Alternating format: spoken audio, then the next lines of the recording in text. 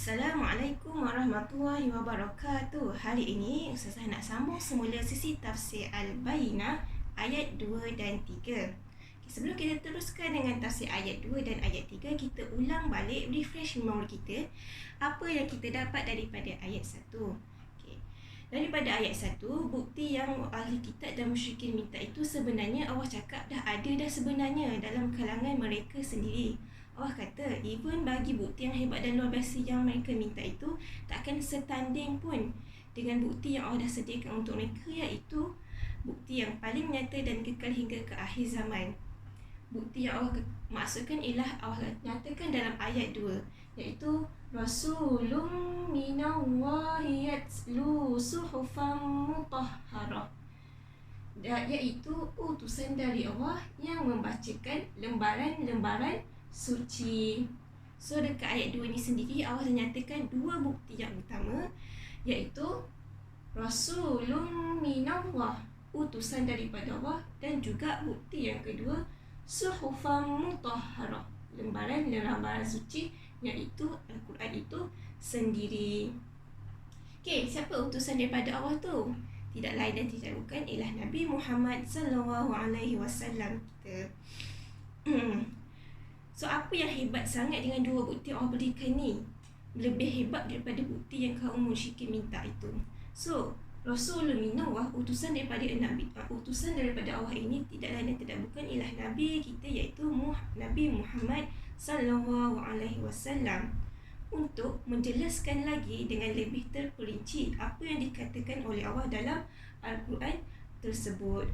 Rasulullah adalah satu contoh yang paling terbaik untuk menzahirkan apa yang telah dikatakan oleh Allah dalam Al-Quran itu sendiri. So Rasul Muhammad ini adalah sebagai model yang terbaik untuk menunjukkan macam mana nak hidup dengan Al-Quran yang betul, macam mana nak hidup dengan Al-Quran yang Allah suruh ini. So manakala bukti yang kedua, iaitu Al-Quran ini sendiri, ialah bukti yang paling agung kerana ini adalah satu-satunya mukjizat yang datangnya direct daripada Allah sendiri, iaitu kalamullah itu sendiri, kata-kata Allah. Setiap perkataan dan setiap ayat yang diturunkan dalam Al-Quran ini adalah kata-kata daripada Allah itu sendiri.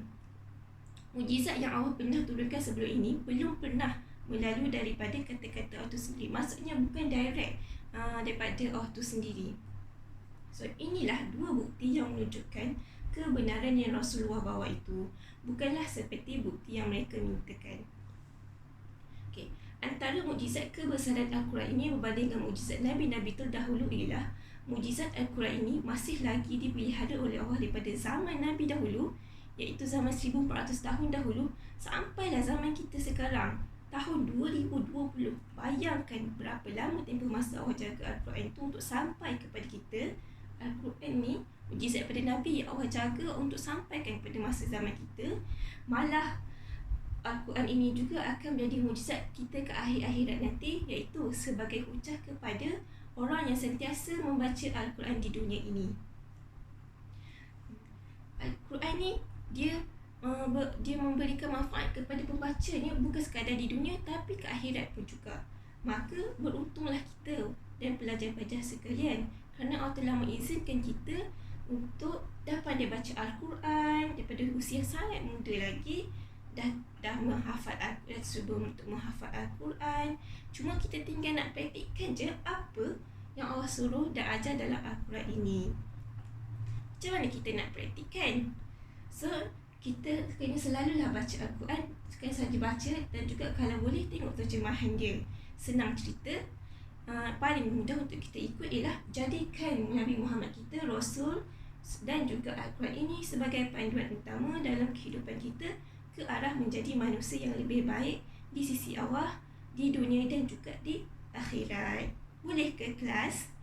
Kita cuba untuk mengambil bukti yang Allah telah peliharakan ini dan kepada kita, untuk kita gunakan kepada kita untuk jadi manusia yang lebih baik dan tak menjadi seperti ahlul kitab dan juga musyrikin yang terlalu meminta bermacam-macam tapi tak ada keinginan pun untuk beriman. Ustazah teruskan dengan ayat yang ketiga. Sebab ayat yang ketiga ni maksudnya sambungan daripada ayat kedua, iaitu di dalamnya terdapat kitab yang lurus. Fiha kutubun qayyimah. Di dalamnya terdapat kitab yang lurus. Di dalam apa? Di dalam Al-Quran itu sendiri terdapat kitab-kitab yang lurus. Kitab-kitab yang lurus yang Allah maksudkan ialah kitab-kitab Nabi yang terdahulu, iaitu kitab Injil, Zabur dan juga Taurat. Itu maksud dia kitabun qayyimah. So Al-Quran ni sebenarnya telah mengumpulkan dan telah melengkapkan segala kitab-kitab yang terdahulu, iaitu Injil, Taurat dan juga Zabur. Apa maksud qayyimah? Qayyimah di sini ialah jalan yang lurus. Jalan yang lurus tu jalan macam mana? Maksudnya jalan yang awal untuk jalan yang menepis segala ajaran-ajaran yang tak betul dan yang telah diselewengkan oleh keadaan masyarakat. Macam mana?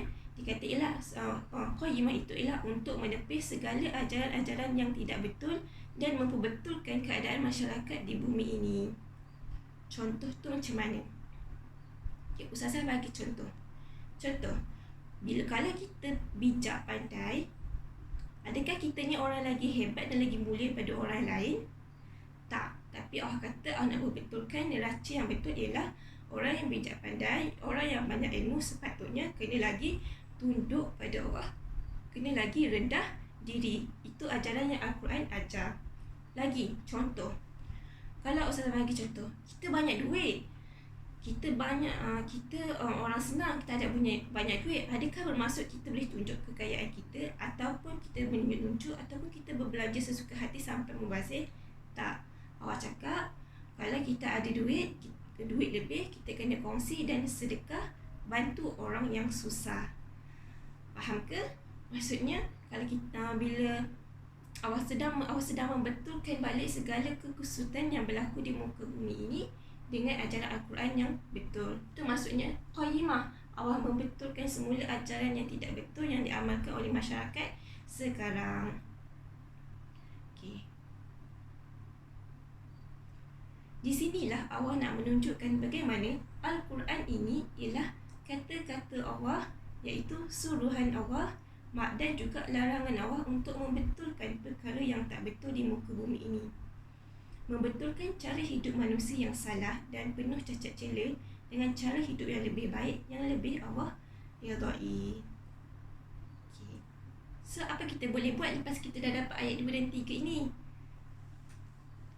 Kalau untuk penghujung ini, Ustazah nak pesan pada semua, daripada ayat yang kedua dan ayat yang ketiga, awal dah bagi kita dah tak sempat jumpa, kita tak sempat melihat Nabi Muhammad, tapi kita tahu banyak sangat sunnah-sunnah Nabi yang Nabi dah tinggalkan kat kita. Al-Quran masih lagi dengan kita, dan juga Allah kata Al-Quran tu sendiri adalah kutubun qayyimah yang membetulkan jalan cara hidup yang lurus.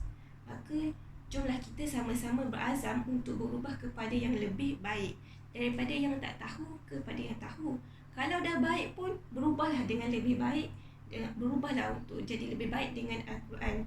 Kalau malas, berubahlah rajin untuk membaca dan juga membuat kebaikan.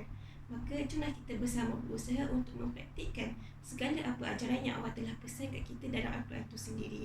Okay, insya-Allah untuk aktiviti hari ini kita akan buat berdasarkan ayat 2, iaitu Suhufan Mutahharah. Ustazah akan bagikan video lain untuk bahagian aktiviti. Stay tune, jumpa lagi untuk sesi yang seterusnya, untuk ayat-ayat yang seterusnya. Assalamualaikum warahmatullahi wabarakatuh.